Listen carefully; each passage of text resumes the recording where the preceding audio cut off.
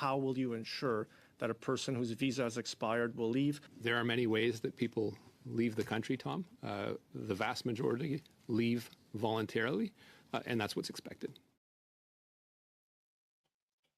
It's estimated that over 1 million people right now live in Canada illegally. And by the end of the year, up to 4 million permits will have expired since the beginning of 2025, which begs the question, should Canada do like the US and establish an ICE department? My name is Nico Lagan, and I'm too conservative for the conservatives. My co-host, Rob Ambrose, not woke enough for the liberals. We are the political orphans. So let me restate what I just said. It's estimated that right now over 1 million people are living in Canada illegally, meaning that their visa, their temporary visa, has expired, and that by the end of this year, up to 4 million permits, temporary permits, so call it temporary workers, international students, will have expired since 2025. So over the past 2 years, by the end of the year, 2 years, 4 million permits expired. And considering what's going on in the US right now, it's hard not to ask that question, right? Because I'm going to share some numbers today that are very problematic when you start to see how many people actually, what is our enforcement policy in Canada? How many people actually leave when they're supposed to leave? Yeah. So that's the question I have for the audience. Do you believe that Canada should establish a nice department just like the US has? By the end of today, I think you'll have an opinion. Yeah. I mean, it's a good question. I don't think we necessarily need to just copy and paste the American version. There's some things that I don't necessarily wouldn't necessarily want them to do up here, but should there be a dedicated agency that's job is to go around and get rid of or deport people who are here illegally? Yeah, I don't have an issue with it. Well, you know, let's before we get before you share your opinion, how about we actually look at the numbers, because the numbers, man, are problematic to say the least. So I found a video. This is when I like to refer to mainstream media videos, because the numbers that they use are extremely problematic. So if those numbers that they use are that bad, imagine how bad the real numbers are. But here is an estimation that is by mainstream media that is telling us that by the end of 2026, there will have been 2.9 million temporary visas expired. And I saw up to 4, but let's use their numbers. But listen to this. 9 million people living in Canada on temporary resident, worker, or visitor extension permits have visas that expired last year, or they will expire this year, and not including student visas. This according to new data from Immigration, Refugees, and Citizenship Canada. One Edmonton immigration lawyer says he's never seen so many people desperate for immigration help. I have tissue paper in my office because you don't know the tears that people will, genuine tears, where people will cry and tell me the harshest stories, okay? And this is real life. These people are going to pay a heavy price. Only a fraction of the 2.9 million people living here will get permanent residency. Canada's admissions target was 395,000 in 2025. The Canadian government expects the rest of them to leave. Shawar, who's been doing immigration law for nearly 2 decades, says that's not going to happen. So we may be facing a situation like we have in the States, where we have ICE officers grabbing people in the US, we'll have CBSA officers grabbing people here. Whether or not that's a good look for Canada is something we have to look at as a nation and think about. Data from Canada Border Services. Before we continue the video, have you noticed that it's like they're making us the bad guys? Like, this is not a good look for Canada. Okay, but why the fuck are they still here? Like, how is it if your visa's expired, you're not supposed to be here anymore, right? Yeah. I love how all those videos, and that's again why I want to use mainstream media to kind of show the narrative that they're pushing. Like, they're making it sound like we are at fault here for not providing extensions for those 2.9 million temporary visas that are going to have expired by the end of the year.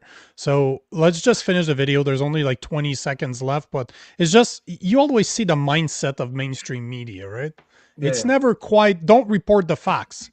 Just tell us what you think of the facts.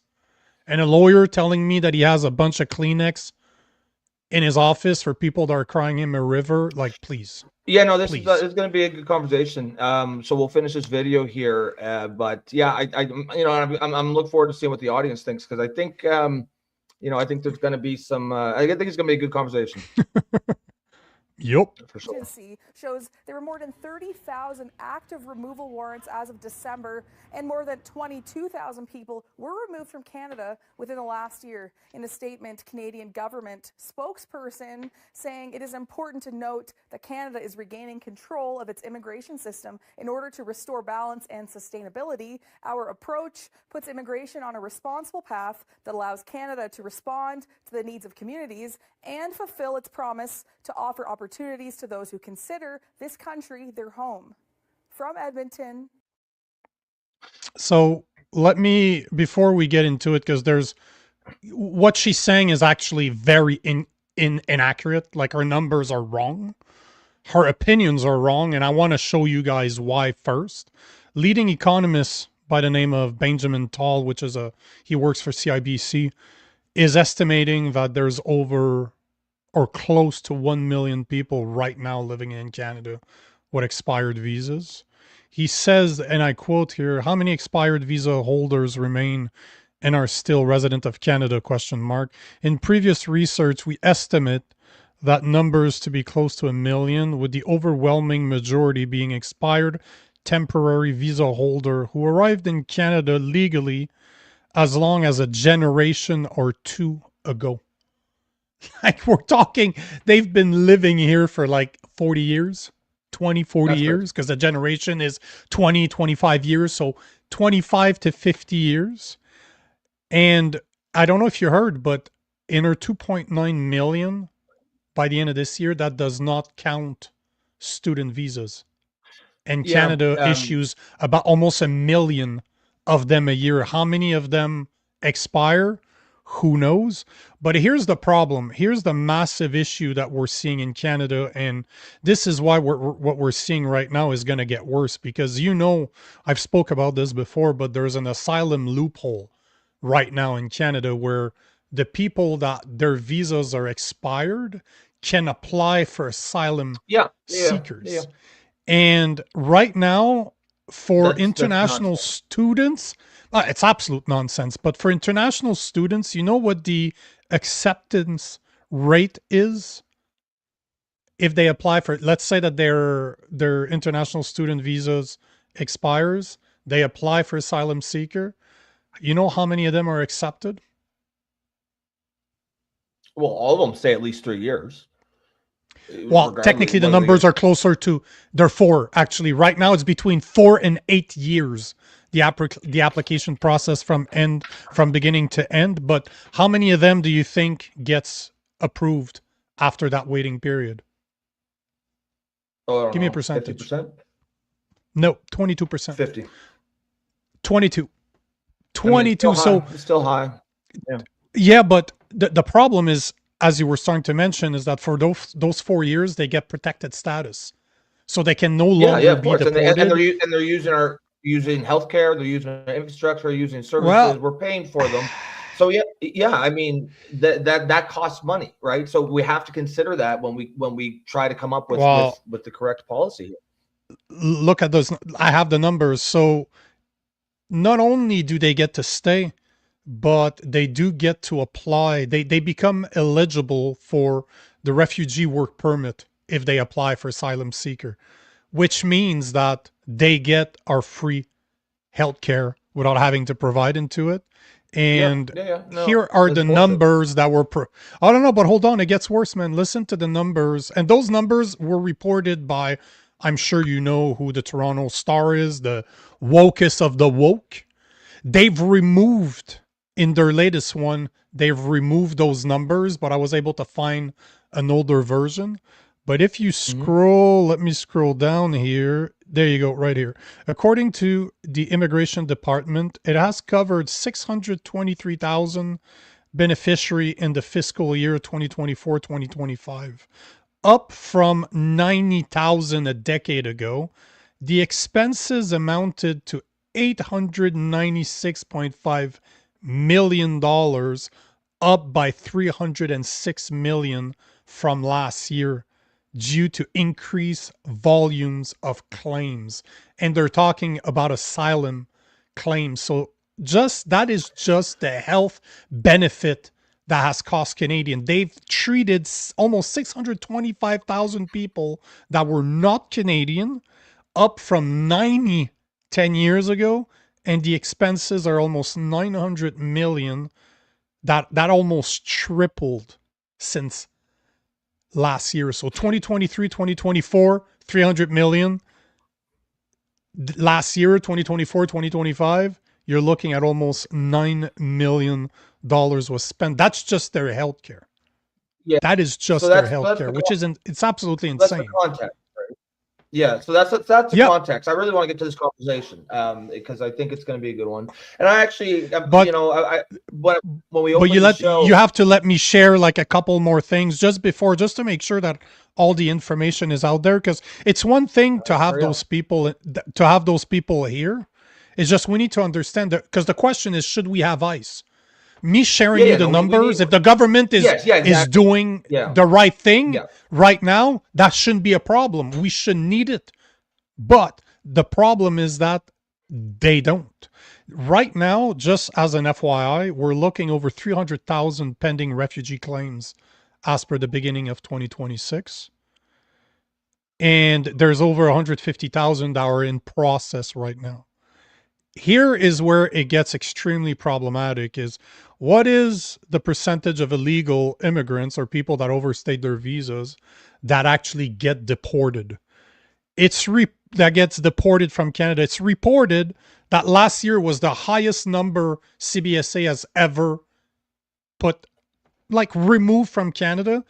That was 18,969 people were removed. So let's sake of argument, 20,000 people. That's about 1,500 people a month, when there's 150,000 visas expiring every month. So basically, CBSA has removed 1% of the people that their visas expired last year, and that was their greatest year. And I don't know if you remember this, but this is literally a 15-second video, and then we can open up to what you guys think. But this is Marc Miller. He is now a heritage.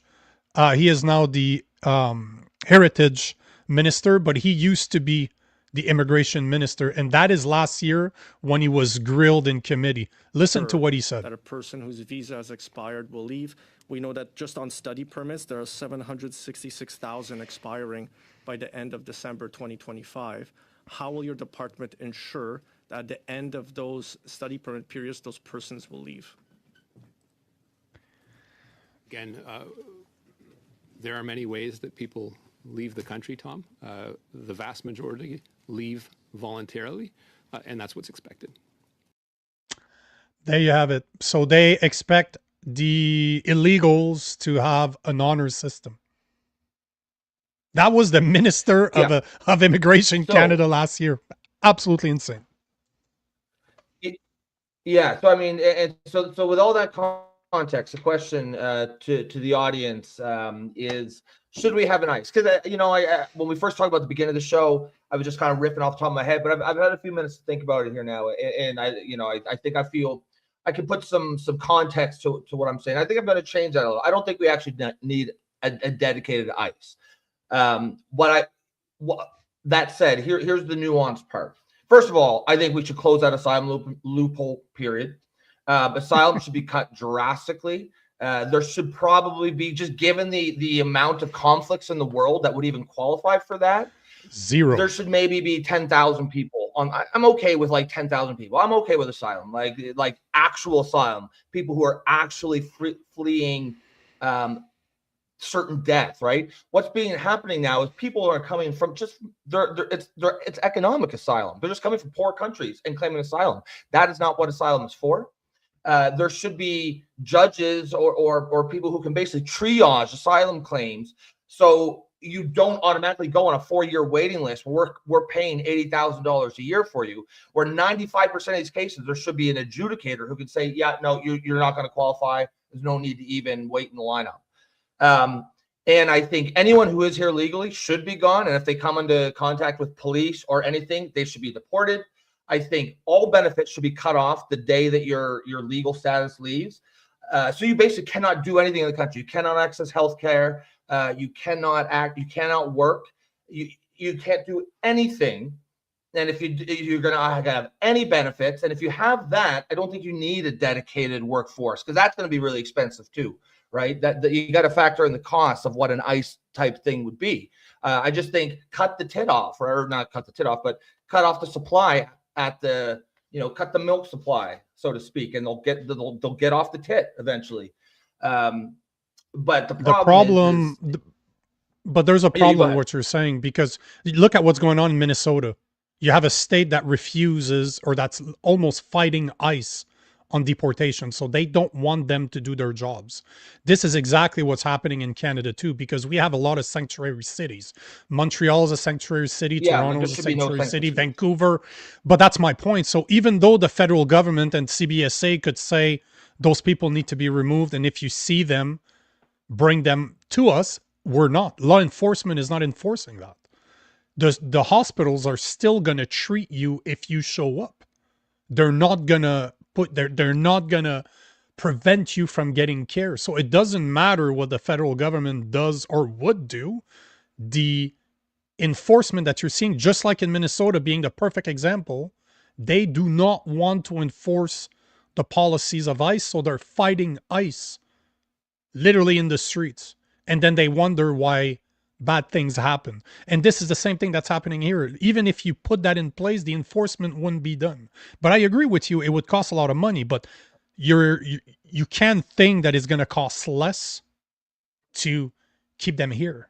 Because there needs to be a point where it stops. If we cut off all their benefits, there's no cost to them being here. They just take up space.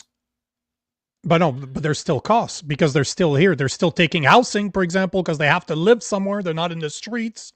They can still take advantage of our social services, because we're never going to cut them off. I'm just telling you what my policy be. My policy would be, I know we don't cut off their benefits. I'm saying, instead of my hypothetical policy being we need an ICE, I say rather than that, we need to actually cut off benefits of anyone the day that their thing starts. If we did that, then we don't need ICE. Now, if the question is, no, we are not going to do that, do we need an ICE? Then yeah, I would say you would want something.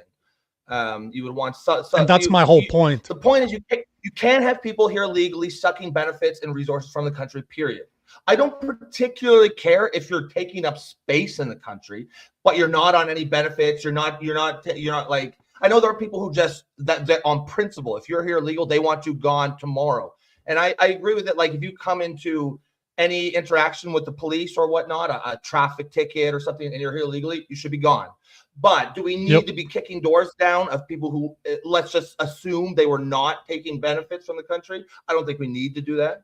But the reality now is, they are taking benefits. They still get to use all the country still has to support them when they're here legally. And that does make a big difference.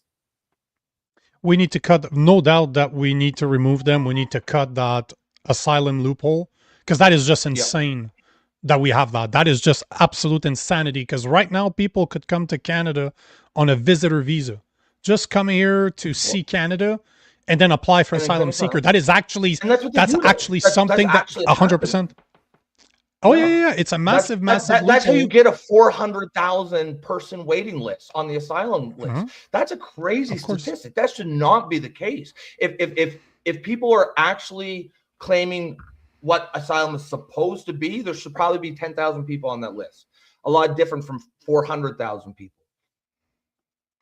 The only problem, and this is what worries me about this, is I wouldn't be surprised, similar to the UK. You know, the UK have started approaching this, and they were saying that the solution for this is a digital ID. If they don't have a digital ID, No matter so what this the is the problem only is. digital ID is always the Digital solution. ID. But the UK has talked about this, right? That the solution to their mass immigration is not their open door policies and that they don't care. No. It's because we don't have a digital ID. So that's the only thing we need to be very, very, very careful about. But something needs to be done. Like I Murder want, rate's gone up. Digital ID. yeah, 100%. If they had a digital ID, they would not commit murders or rape That's right. or Right. get illegal Yeah. guns because we would know who they are. Let's take a few. Oh, Let's take a all few murderers must comments before. Yeah, because tonight because it's such a big deal in the U.S. and we're going to have a reporter, a journalist joining us in 5 minutes regarding an article that she wrote that is based on ICE. I figured we'd pause the whole episode. We spend the whole episode speaking about this, but I'm curious for the people out there. Leave us a comment if you're listening to this live. Let us know right now. If not, Yeah. let us give us a comment because I normally go back after all episodes and I answer all the comments that I can. So I'm curious. Do you guys believe that we need an ICE department to deal with illegal immigrants? Because 4 million by the end of 2026, that is literally 10% of Canada's population. Just to put it into perspective, that's 4 million, 10%. Like those are not small numbers. Can you imagine you have 10% of the population that shouldn't be here, that they're here illegally? Yeah. That is insane. That is absolutely insane. 10%. Those are the numbers we're talking about here. This is not, this is a big fucking deal. 10%. We'll take some. We'll take Go some for it. comments here. Take some. This one's from PC Police, and this was interesting because PC Police is on the opposite. They think that we should not have an ICE, Canadian ICE, and they feel pretty strongly about it. But one thing that they do say that I do agree with is they say that they should go after their employers. I 100% agree with that. All of them. Like PC Police is saying, no, we don't need an ICE, just go after the employees, and I think they're saying that should be sufficient. I don't think that alone is sufficient. No, but we that should is part be of it, doing though. that as well. I can agree with that for sure. If you're employing a legal immigrant or anyone here illegally, yes, of course you should be charged. And see, here's another great one because this is also something I struggle with. Is Pam is saying I'm not one for larger government, Nico, and neither am I. Yeah, this is to this conversation. This is such a problematic. If we close those loopholes, like we said, close the asylum loopholes, and enforce your immigration laws. Yeah. Right then and there, like no more. Cut off the benefits. Make sure that there's no asylum seeker. I would reduce the asylum seeker to absolute zero. I don't want to deal with it at all. Zero. To me, if it was up to me, I would close immigration for 5 to 10 years, just so that we can not only make sure that we have good immigration policies, but that we have the time to go after the people that stayed here, that are leeching off the system. Because that Canada, the average working Canadian spends 42.3% of their salaries on taxes, municipal, provincial, or federal. And those immigrants, illegal immigrants that come here, have an impact. I don't care that it hurts your feelings that I say this. This is a fucking fact. There is a cost to that. Foreign help, forget immigration. Close our borders. Let us reassess and take care of ourselves, first and foremost.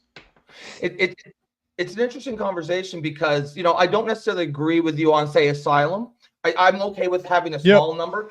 But the point is, both those positions are reasonable, right? We've got immigration gone so out of control. I don't think you holding that position is a crazy position. The average lefty would call you, immoral, evil, racist for saying that we should have zero asylum claims. I don't necessarily agree with it. I'm okay with, like I said, there should be maybe 5,000 asylum claims. Or people waiting for asylum, not 400,000. I'm okay with the most extreme, egregious examples in the world, and the reason I'm okay with it is because it's only a very tiny amount. If what you define as reasonable asylum leads to a 400,000 person waiting list, as we see right now, it's insane. Then of course, it's insane. that's not what we're talking about anymore. Right now, my opinion on it changes because it no longer is allowing a tiny amount. But in my opinion, if you adjudicated asylum correctly and it allowed you to just have the correct number, which would probably be maybe a couple thousand, I would be okay with that. You say that you would not be okay with it. You don't want any asylum. Both those are reasonable positions, frankly, right? I would just want us to reassess. Environment. Yeah. I just want us to reassess. Polarized environment that we've forgotten that you can, just because you disagree with someone doesn't mean you think their position is crazy. I think it's a reasonable position to hold, that immigration's gotten so fucked, you just don't want any asylum claims. Even though I don't personally hold it, it's a reasonable take, and it should be given, weight in this debate. 100%. You have to. We have to do something about our immigration policies, because we cannot have open borders and be a social state at the same time. We just can't. This is not two policies that can work at the same time. Or pick open borders immigration policy. You literally 100%. Cannot have both. Melanie, can you hear us? Are you ready to go? I would prefer the social safety. I prefer the social safety net rather than the open borders. Obviously. Yeah. Close the borders. Yeah. Like more robust social safety net. Oh, there you go. So we are joined by Juno News journalist Melanie Bennett to speak about her article that went viral this week, named "Names Matching Canadian Politician Appear in Anti-ICE Protest Donor Link." Melanie, welcome. Hi. Nice to have you on. Hey, Melanie. Thanks for accepting Thank you.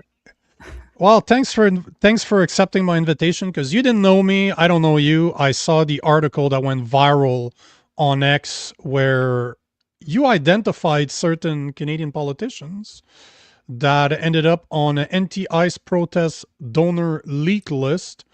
And it mentioned leaked donation records from group organizing anti-ICE protests appear to suggest that Canadian municipal politicians, union organizers, and academics are financially contributing to them. Explain to us what you found. Well, the first thing I want to add is none of those names, except for one, were verified. So I did not magically find these. I do not have hacking skills. It was an account in America, or a person in America called Data Republican, who has amazing IT skills. And she looked at the chuffed.org crowdfunding site and then downloaded a list of all the people who donated to this campaign for the Minnesota protests. And on that spreadsheet, there were a number of donations coming from presumably Canadians. It was done in Canadian dollars. And there were some notes on this list of who those people might be. But when you donate to a campaign, you could give any name. So this is not like an electoral donation to a candidate where you absolutely have to have your correct name, your postal code, and so on and so forth. And so technically it could be anybody's name. There were multiple anonymous donations, which obviously we can't know who they are, but there were some names, and those names suggested, this is why the headline says, some of the names suggest they may be these individuals. I did manage to verify one of those names, as it was Kristen Schneider.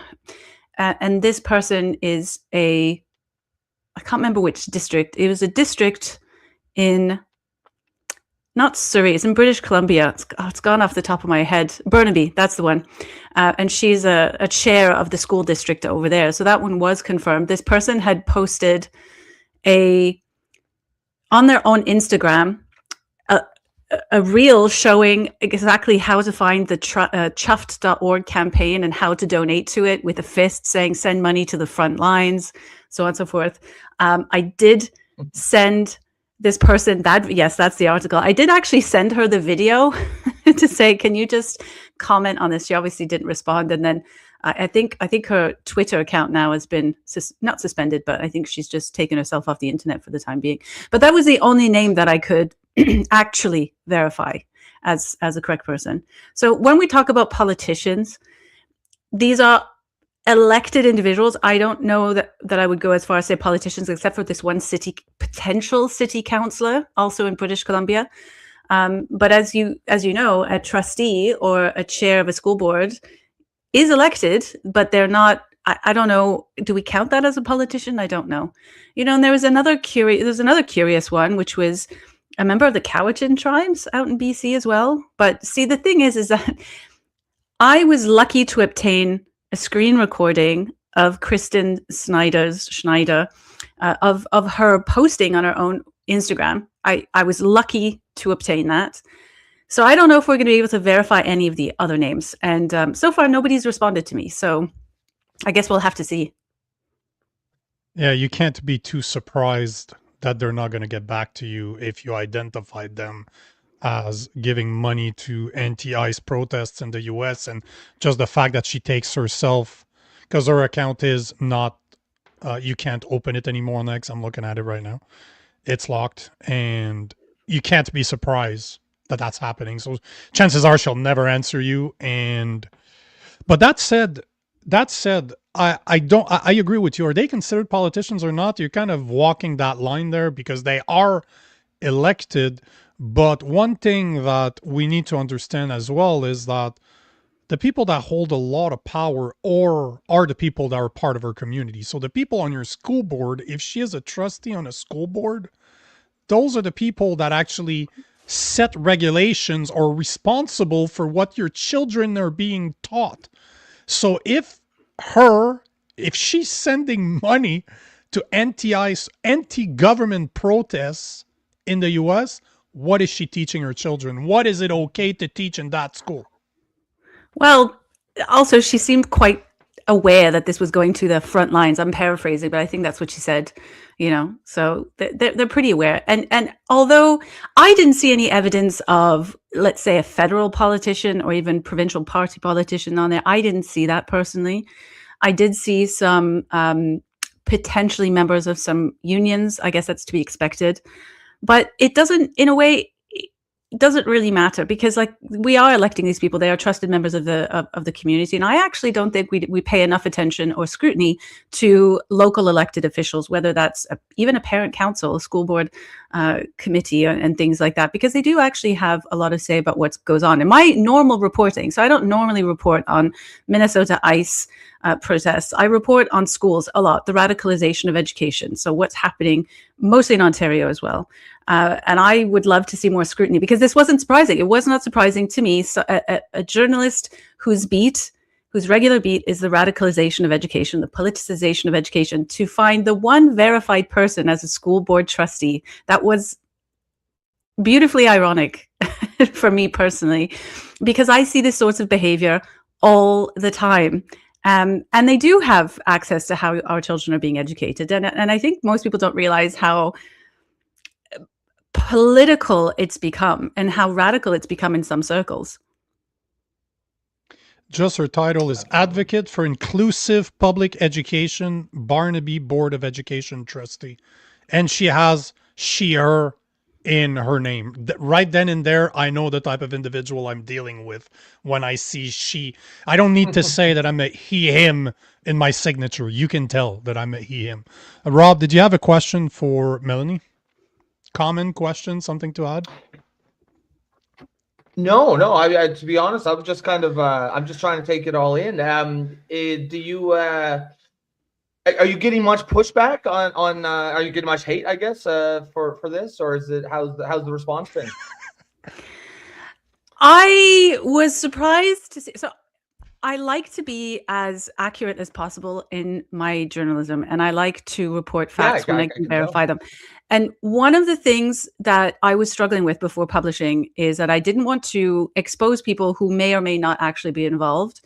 And I had some back and forth with my editor about how we were going to talk about this story, because as we know, during the trucker convoy, many people, even Americans, were donating to the trucker convoy. And at that time, there was a lot of talk by federal politicians that this was an insurrection. This was part of American foreign interference into Canada. And, there was a lot of talk about how this was just completely unacceptable.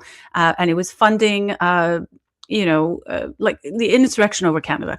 And obviously people had a problem with this. And so I didn't want to write in a vengeful fashion in the same way that the media did during the trucker convoy. But at the same time, there's a hypocrisy here that I think does need to be discussed. So when we published, we were very careful about the words that we used. We didn't accuse people. We did say that the names could be these people. They did appear on a list, that I did reach out to all the individuals. And if it wasn't them, they had an opportunity to say, that's not me. I don't know who might have donated, so on and so forth. But what really surprised me is watching the amount of people who I felt wanted blood. And it could be jokes, but comments like freeze their bank accounts, or Donald Trump, go after them, show us the names, we want names. I was surprised to see that there was an awful lot of that. It's ironic that the same people that were not for the prosecuting of the Freedom Convoy are now calling for the prosecution of people they don't like. It's very interesting how illegal.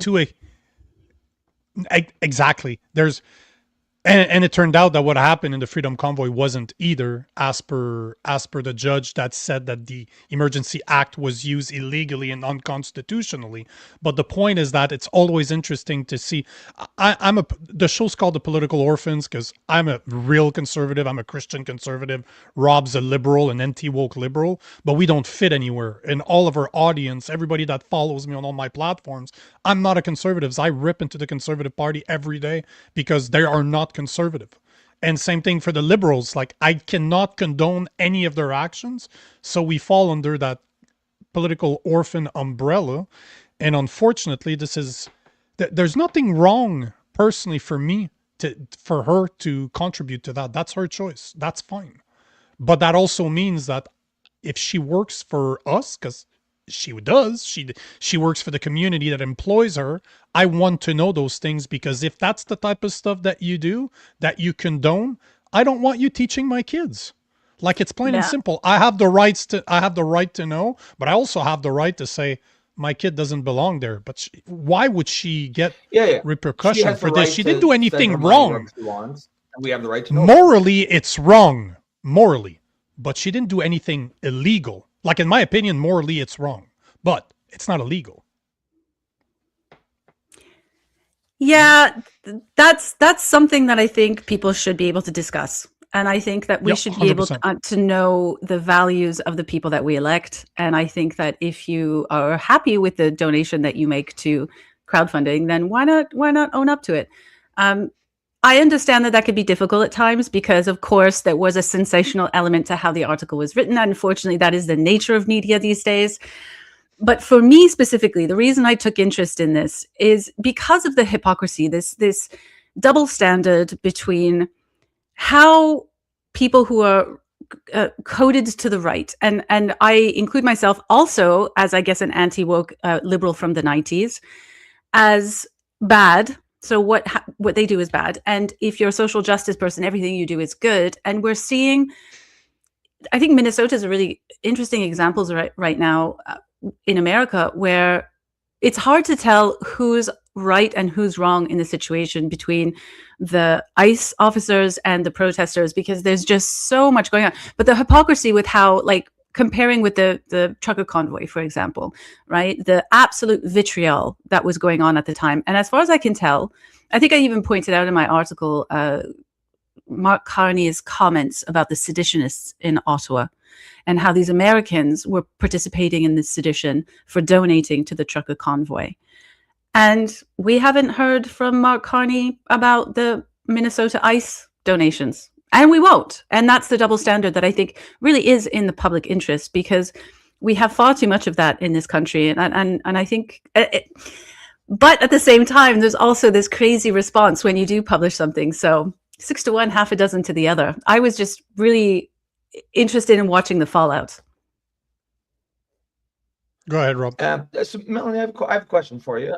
Just to, as you were responding to Nico there, he was saying, he doesn't think that it should be illegal to donate. You seem like you were not entirely in agreement with that. Do you believe that it should be illegal to donate to make those donations? And is it more that it's in another country?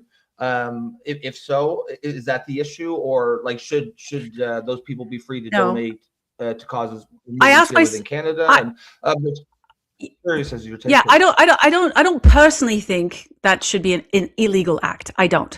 I was curious about the legal implications of doing those things, because obviously I was writing about it and I spent a lot of time kind of trying to see where the lines would be. So for example, now that we know that there are potentially very illegal activities going on in the organizing of these Minnesota ICE signal groups, would donating to a campaign implicate, let's say, the campaign organizer in an illegal activity?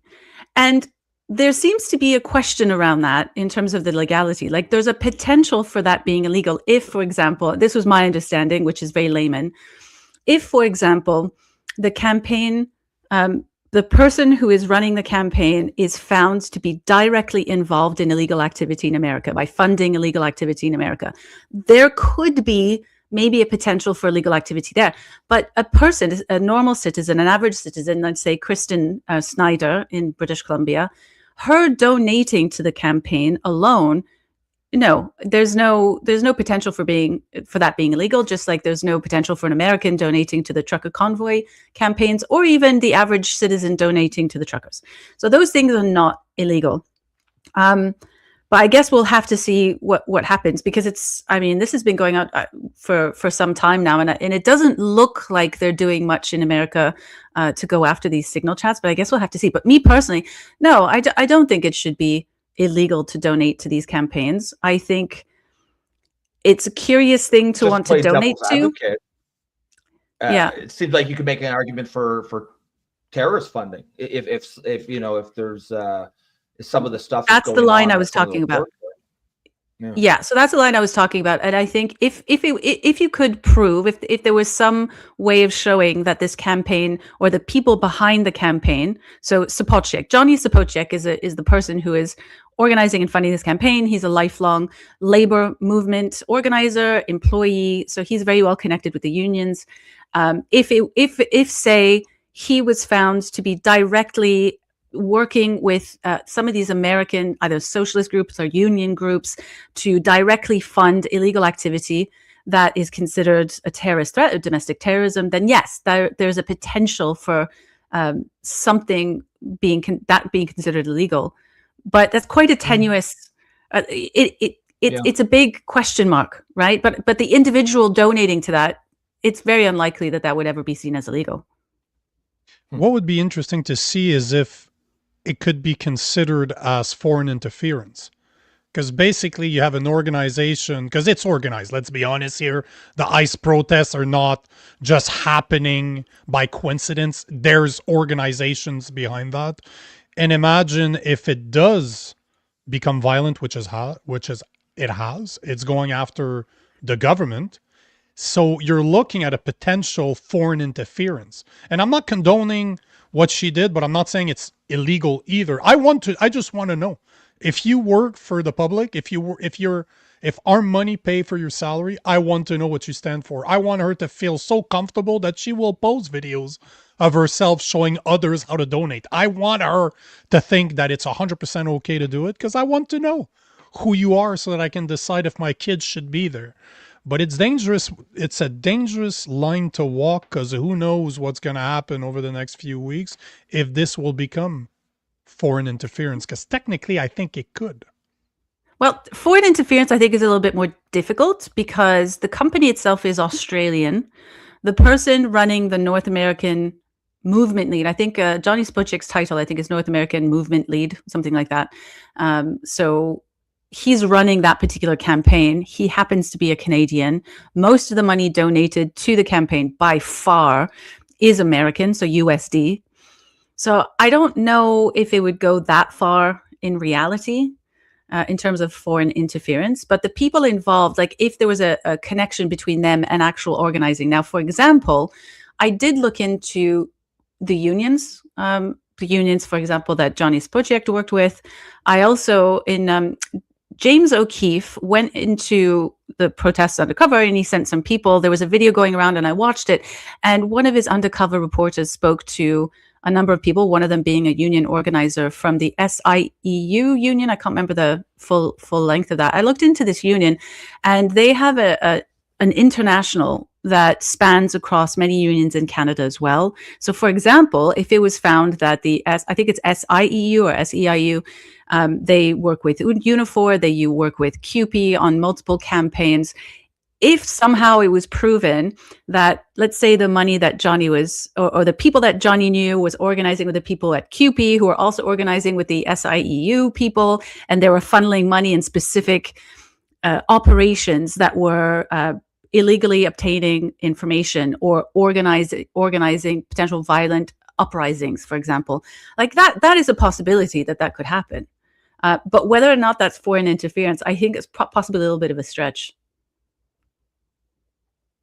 SEIU, I believe, is who you're referring That also to. seems like It is the Service Employee International Union that have over 2 million workers in 100 occupations. So I believe that's what you're referring to.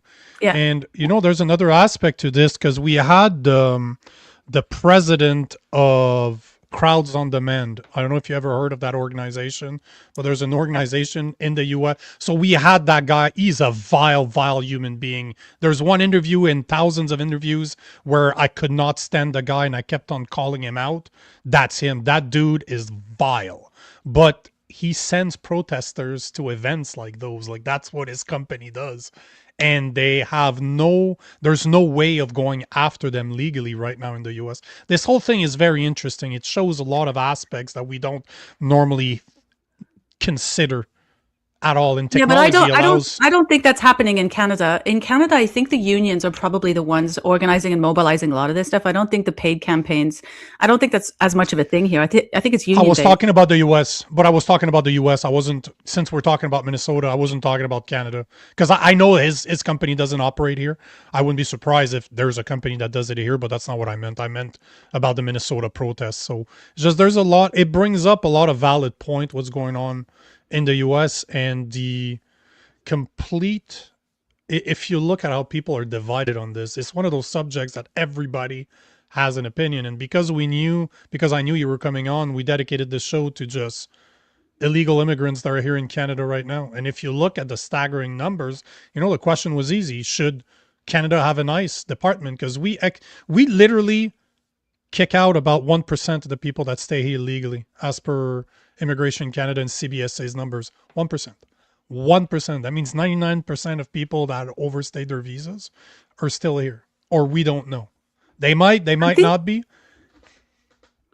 I don't know if you're following the Conservative Party convention over the weekend, but I think they voted on a proposed policy that if you commit a crime and you are not a resident or not a citizen, then you're deported almost immediately. It did. Whether or not that becomes a thing.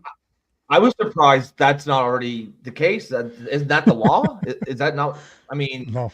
That it's wild that the Conservative Party needed to vote on it. Why was that just not an assumption in the Conservative Party? I think that's not been an assumption for a long time because of human rights laws.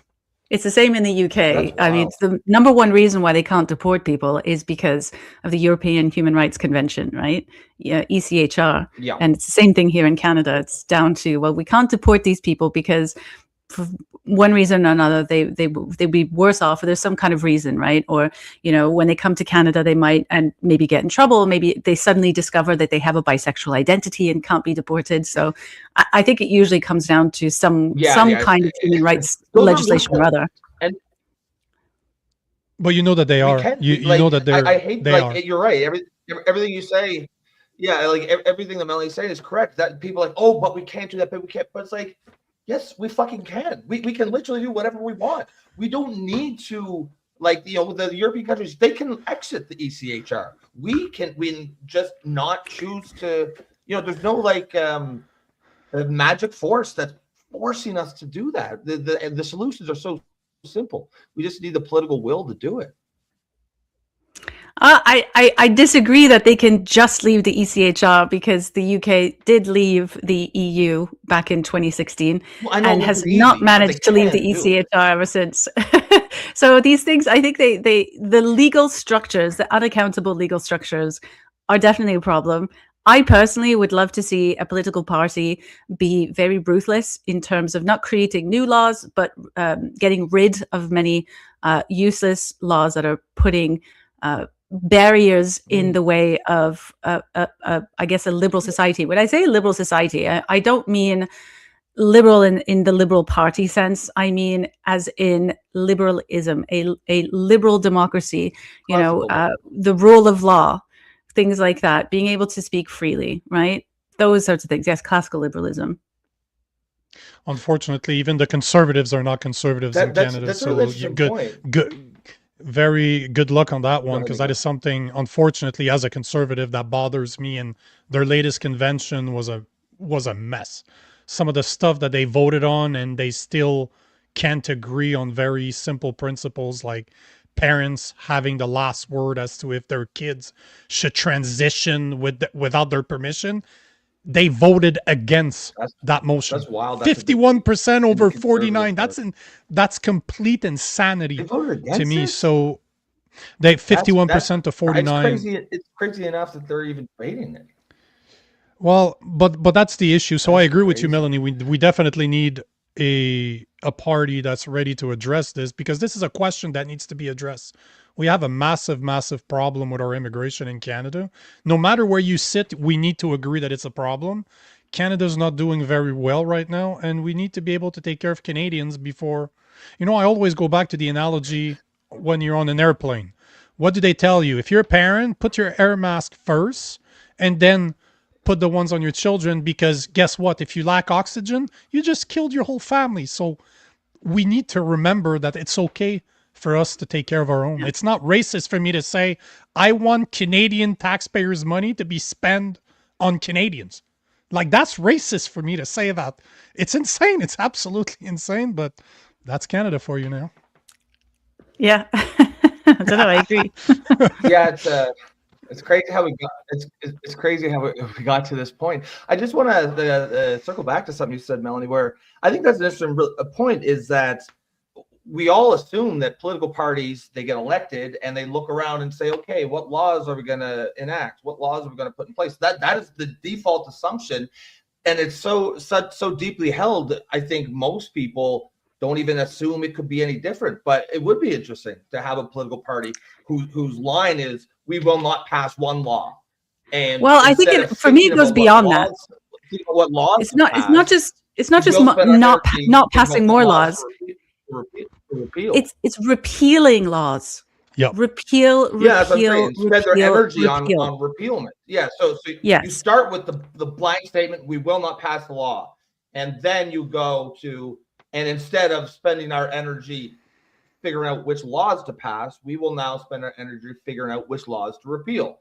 And for the next 4 years, we will just repeal law after law after law. And the public debates will center on which laws to repeal, not are we going to repeal a law.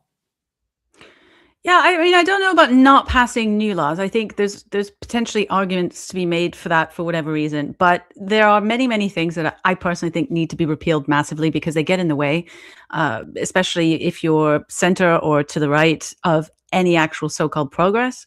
Now, I'll just talk about the UK again because I follow what's going on there very closely as well. Sure. And currently, the Reform Party in the UK, one of the big things that they talk about is I think they call it the Big Repeal Act, where they're promising when they get in power that there's all these massive acts, including the ECHR, the European Convention on Human Rights, that they're just going to repeal. They're going to get in, and the first things that they're going to do is they're going to repeal all of these, and it's a big suite of big laws that are getting in the way of let's say, for example, getting rid of illegal immigrants and people who come in on small boats, or people commit crimes when they're not citizens, things like that. And I think they have the right path forward, in my personal opinion. And I'll talk about education again, just as a sidebar, because that's the thing that I cover the most. And when it comes to how education, when I say education, I mean schooling, K-12 education. It has become a hotbed of political ideologies that we could talk about, woke, DEI, those sorts of things. And it's sort of transforming education almost, it almost looks at some, to me at some point, that it's like a social transformation, like a social engineering experiment. And there's no way to stop this because we have this overriding Human Rights Commission in Ontario kind of pushing that forward. And there's all these other provincial laws making this happen, these anti-racist laws and so on and so forth. And if you repealed those things, possibly replace it with something else, because that, like, I don't think we can necessarily never pass any new laws, but repealing it would almost be the only thing that will return the public education system into something that makes sense. Because with the Ontario Human Rights Commission involved in education, that's probably never going to happen. It's probably going to get worse. So that's what I think personally. I think I would love to hear politicians talking about what they want to repeal rather than what they want, what new laws they want to pass. But we don't have that in Canada. I don't think I've ever really heard politicians talk about that. I mean, maybe the PPC, but they're not going to get elected. So that's what I would like to hear. You're not going to see, unfortunately, a political party in Canada that wants to reduce the size of government, which, again, this is a conservative value, to have smaller government. That's one of the biggest difference between liberalism and conservatism is the size of government. And unfortunately, even the conservatives are not talking about this. So I agree with you, but good luck on that one. Good luck on finding the I'm just political talking party that's about going to do that. my preference. Yeah. Your wish list of Wish list. imaginary. Yeah, I get it. Melanie, we're at the top of the hour. I want to thank you for taking the time. I really enjoyed you being here. Thank you for the conversation. It's always interesting to see what public servant. There you go. They might not be politicians, but they're public servant. Let's call them that. Absolutely. Yes. Are doing, and I'm happy that they get exposed because it's in the rights of the parents in those communities to know who's teaching their children or who's responsible for the curriculum. So thank you for doing what you did, and hopefully we see you. Hopefully you liked it enough that if you do another article that I like, I'm going to invite you again. So thank you for your time, and thanks for joining us. Oh, well, my pleasure. Thank you. Thanks for your time, Melanie. Absolutely. We had a lot Bye, of fun. Melanie. Bye. I wanted to take one more comment before we go. This one right here. Charlottetown 4422 is saying the transgender issue is not dead and will definitely be revised at the next party convention. They have party conventions every 3 years. So not only is this not done, the last one was in 2023. So yes, it's going to be revisited in 2026. I guarantee you it's going to be worse in 3 years than it is now. But the reason I bring that up as problematic is people don't realize that the number one issue that got Trump elected in the US is his stance on transgenderism. He had the balls to say that he would not stand for it. That is the number one issue that won Trump the presidency. And I guarantee you that there's a lot of guys like you out there, Rob, that wish a politician would have the balls to say men don't have vaginas and women don't have penises. Can you imagine if a politician just had the balls to say something that is 100% accurate?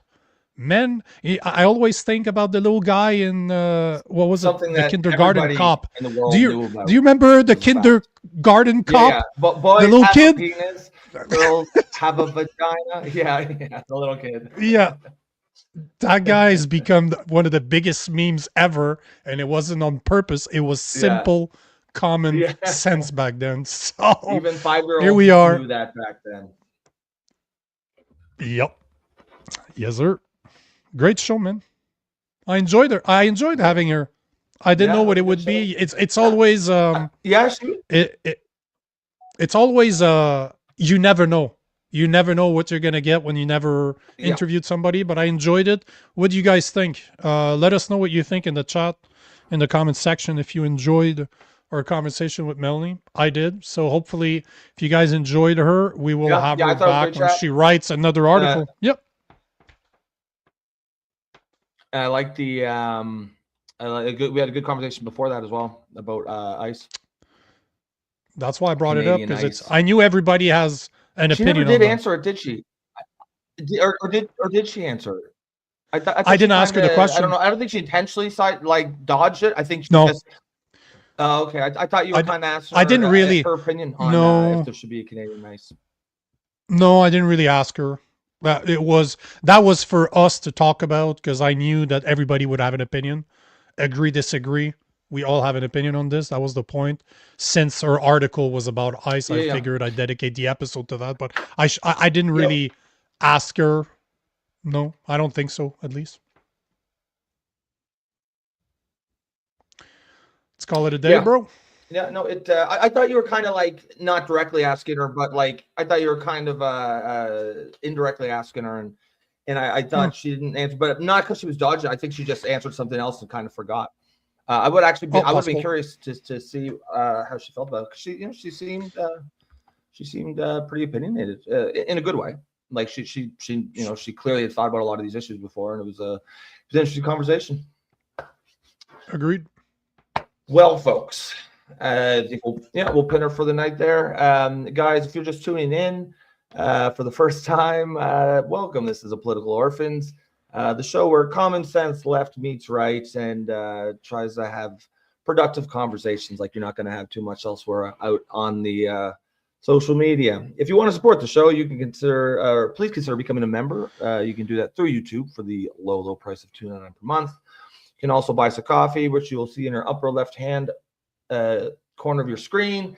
And of course, the third way to support us, keep coming back. Remember to like and share that stream and throw those comments in there. We'll get to them because the show is always heavily balanced or based on audience participation, like you. Other than that, folks, have a great rest of your evening. We'll see you tomorrow night, 7 p.m. Eastern time. Peace.